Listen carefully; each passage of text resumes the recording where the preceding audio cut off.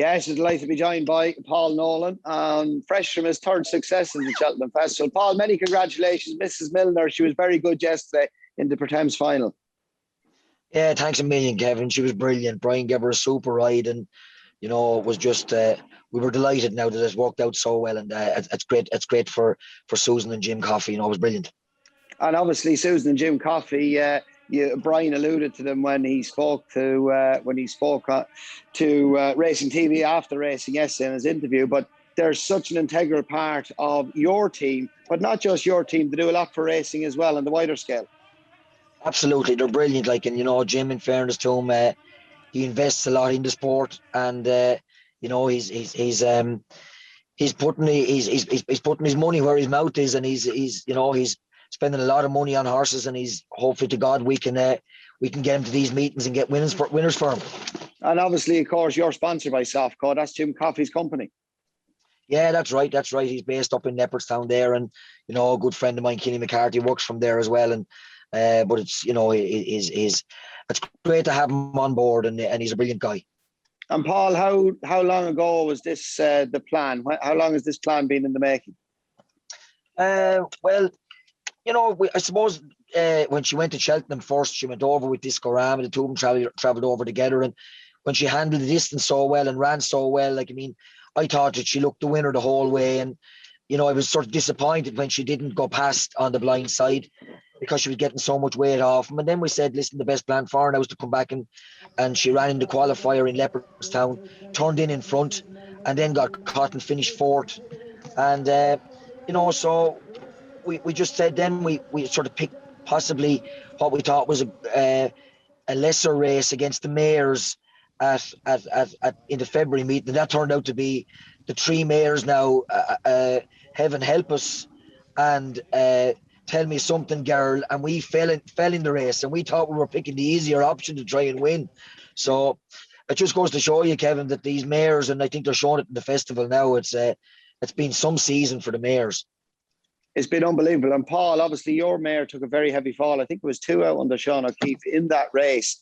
Obviously, thankfully, it didn't knock her confidence. Did you do plenty of schooling with her before Cheltenham on the back of that bad fall at Leopardstown? She did. She loose schooled a good bit at home, Kevin. She's a very tough bit of stuff. She's a great praying threshold, and she got a bit of a bang. She had a little bit of blood from an ear, and it was nothing. It was a little scratch, but I thought it was a slight swelling, and she was sore for a day or two, but she's very, very tough, and she came out of it very quick, and she went up around the decor at the school around the 8, herself and socially distant the mare that won the other day as well, and she was very good. Bryan said it never knocked a feather out of her, and so we knew then it hadn't affected her, and she was very good, and she was just a little bit sticky at the first in Cheltenham, and I just thought she was very good the way she got knocked around a bit and got poked around a little bit. The way she still knuckled down and went for the gaps where Bryan pointed her, and she won very snug in the end. Bryan, it was a rough race, as we've alluded to. Bryan got her into a lovely position, didn't he? He did. He was in a lovely position. He discussed it with me there before. He just said what he was going to do and where he was going to go, and it was just perfect until he got he got poked out that little bit a couple of times, and I was just lucky we avoided what could have been far worse. I definitely thought her chance was gone at the top of the hill. I thought she lost her momentum, and she got knocked back possibly 3 or 4 lengths. And for that to happen when you're hoping to be cruising coming down the hill, I thought it was going to be the losing of the race for her. And I was just hoping to God that she might run respectable from then on. But to see how quick she went through the gap and to see how quick she got to the front, I thought actually she picked it up a little bit too soon then. But she just put the race to bed, and then the loose horse kept her company from the last to the line. And in fairness to the loose horse, we want to send him on an extra pack of the carrots there as well, for keeping her company to the line. Good stuff. And what's it mean to the yard? Obviously, the horse are back in form. That's your third or fourth winner in the last couple of weeks. You have a couple of really nice young horses to look forward to. But what's that mean to have a winner on the biggest stage? Sure, it's fantastic. We were delighted. Of course, we're sorry we're not there, Kevin, with the owners as well. It would have meant anything, I'd say, to Jim and Susan to be leading in their winner together. And Charlotte there as well, she's big into the game as well, Jim's daughter. And it would have meant so much for Anne, his wife, and all to be there as well for part of a day like Cheltenham. But it wasn't to be. We're lucky we got there in the first place that the racing was on at all. But you know, I hope to God that they got a great buzz out of it, even watching it on the television. You know, and it's just the most sad in that aspect that we weren't there to enjoy it. But you know, that what is, and that's it. And Paul, by the sounds of you gave a good old shout on as well. You're sounding a little bit hoarse there today. We did, myself and Catherine, in fairness now. I was just saying, I'd say I'm in need now of a week of strepsils or something like that, or a bit of Maluka honey there for a while. We were doing heavy roaring at the division at one stage, Kevin. And of course, no better man to celebrate a winner as well. Unfortunately, in current restrictions, you yourself and Catherine couldn't celebrate last night. Oh, we didn't. We had a few glasses of wine and put on the music on the television there, and we did a little our own version of what we think is ballroom dancing around the floor. Wouldn't have been pretty now, Kevin. I wouldn't like to be caught on video doing it. I think I'm actually a little bit better than Catherine at it. I have to give myself credit. I think she hurt my Achilles tendon, and I've a few bruises on my ribs there when she tried to, you know. But anyway, we'll survive it. And Paul, just you know, it's your first Cheltenham winner, I think, for 10 years. Noble Prince, Dabaroon, of course, won under Nina Carberry and the Fred Winter. Must mean everything to get a winner there, especially after latest exhibition getting beat there last year. Absolutely, you know, we've been beaten in 2 photo finishes in the last couple of years. Discorama was beaten in the 4 miler, and you know, both horses. It's like when you thought you were going to win and it was taken away from you. That's what it felt like. The twice horses got beat. I thought there were winners nearly everywhere during the race, and unfortunately we lost out in photo finishes. But that's the way it is. It's always a sort of a relief, Fran. I think when you go over there with expectations, and at least when you run well, you're disappointed, but at least you ran well and you gave it a go. But like, I mean, it's great when it comes off and you do win. I mean, there's no money can buy it, or there's no words can sort of describe the emotion or the relief that you feel when they cross the line in front. It's just brilliant. I can only imagine. And speaking of the latest exhibition, he's missed Cheltenham. Looks like he could go to Fairyhouse. I think a lot of people are hoping you'll go for the Grand National. What are you thinking with him yourself? Yeah, well, you know, that possibly it looks the more likely. I mean, you know, will Anvoy Allen turn up in Fairyhouse now? You know, my plan was to go there and try and avoid those if I was going to go to the novice. So, I mean, you know, that could dictate a lot in what we'll do as well. So, but certainly now, you know, the 2 races he's entered for, and we'll make up our mind a little bit closer to it. And Paul, what's the plan, or is there any immediate plan for Mrs Milner? Will we see her at Punchestown maybe? Yeah, I absolutely, Kevin. I don't see why not. I'd be very happy that she's. I thought she definitely had to improve to win in Cheltenham, and because you know, she got a 12-pound hike from her Irish mark, and she needed to improve, and she did improve. So there's no reason to say why she won't improve again. She's only 6, and she's an improving mare, and you know, there's no reason why we won't step her up now in grade, and hopefully to God, she'll improve again. Good stuff. Will you keep her over hurdles next season, or would you think about sending her over fences next season? I'd see no point. You know, I think she's going to be very good. She attacks her obstacles, and you know, she's not an over big mare, but she's a long stride for a smallish type filly. You know, and I think she'd have loads of scope and be quick over fences as well.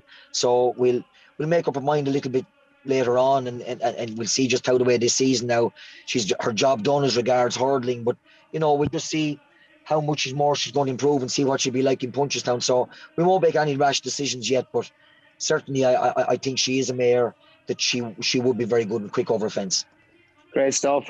Paul, you're always known for your great dress sense, but it's hard to compliment that shirt you have on you today. Where did you get that? You just have to muck it out a few stables, have you? It must be his lucky shirt, Kevin. It's only reason you'd wear that, isn't it? I did question now, in fairness, when I went up out of the yard this morning, I said to Catherine, we're going to be in a hurry. I said, have the old clothes ready for me. When I saw it hanging on the back of the door now, I did get a bit of a fright. And I didn't know whether to sort of open the window and let it out the window or put it on. So, in fairness, I have it on for one day anyway, Fran. So we'll see how much comments I'll get on it. But if I too much like now, she might be seen again. And Paul, just how word Bryan Cooper, of course, said the last couple of years you've teamed up. You're both on the way back to where you had a quieter times to pair. You've really come good together, formed a great partnership. Yeah, sure. Listen, it's all, and it's the same as myself or whatever included and all. It's about knuckling down and staying at it, Fran.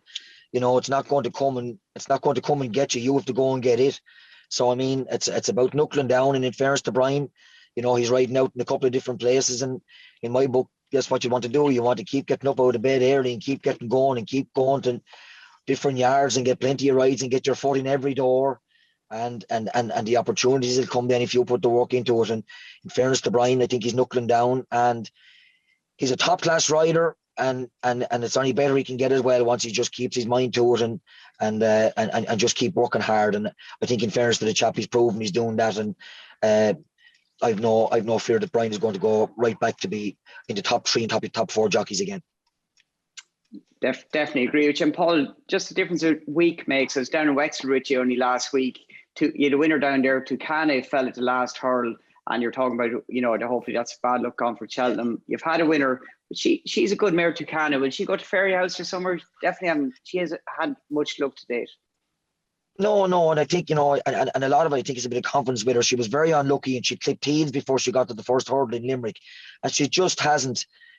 She's just getting that little bit upset at the race and all still, Fran. We're trying to do little things to tweak it, and unfortunately she got a fall the last day again.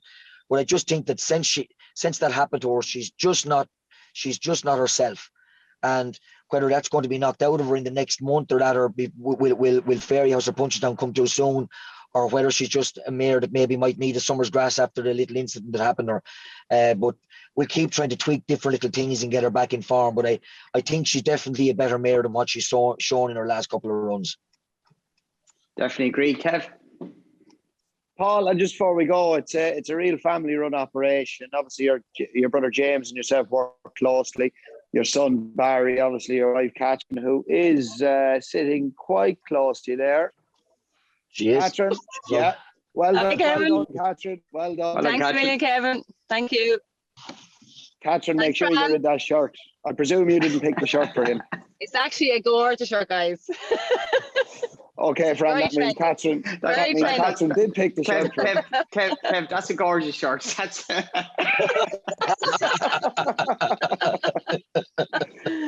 But Paul, a lot goes in. Your dad is obviously big time involved at home as well. Your son Barry and all, and it's great for the whole lot.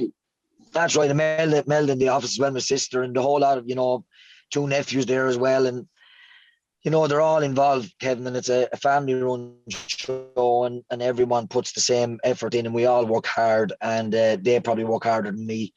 But it's that's the way it is, and you need everyone pulling together, and the lads in the yard are brilliant as well. With the best staff in Ireland as far as I'm concerned, and it's just great for them. The difference in the smiles in the yard this morning with everyone so cheerful and all, and waiting for the mare to come back, and see the girls that went down and give her half a bucket of carrots there to have her ready in her box for when she's coming home and stuff like that. So it's great to see those being so interested in it, and the winner, she means as much to them as she does to Jim Coffey and Susan and that. So, I'm just thrilled for the whole place. Well, Paul, I think Irish Racing is thrilled for you and all the team as well. Many congratulations. Thanks for coming on with us this evening. Thanks a million, lads. Thank you. Best of luck. Congrats, folks.